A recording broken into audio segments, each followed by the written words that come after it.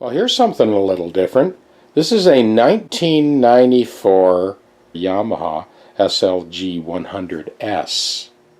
Like, how innovative is that? It's like a piece of Danish furniture or something, Scandinavian minimalistic design. Anyway, it's in for an edge dress.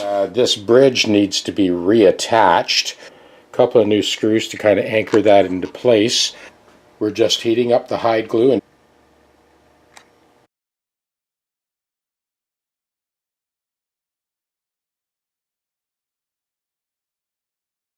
tape that into place while the hide glue sets.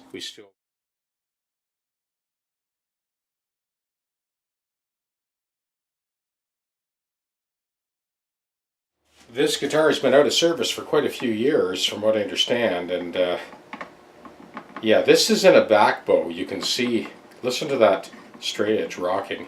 So before we go anywhere near this with a file to do any leveling, we've got to loosen off the truss rod and get rid of this back bow. Well, unfortunately, we got a problem, Houston. That neck is going in a back bow. That truss rod is loosened right off. The only choice we have is to pull the frets, load the rod, level and radius the fingerboard, and then refret. For Gary right now, it's just not in the cards. That job would basically cost him more than the money he spent to buy this guitar. So if anyone's interested in a very funky Yamaha guitar, you're looking at the cost of buying the guitar, and on top of that you'd look at the cost of the refret. If you're interested, let me know, and I will contact Gary on your behalf. This would be a very cool guitar for a sort of futuristic theater group, or maybe a David Bowie thing or something. Anyway.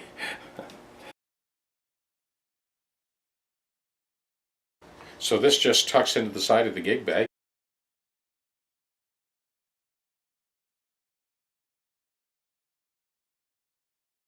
Of course, Gary has a ZS339 to play, so he's more than happy. Kind of unfortunate. I kind of like that guitar.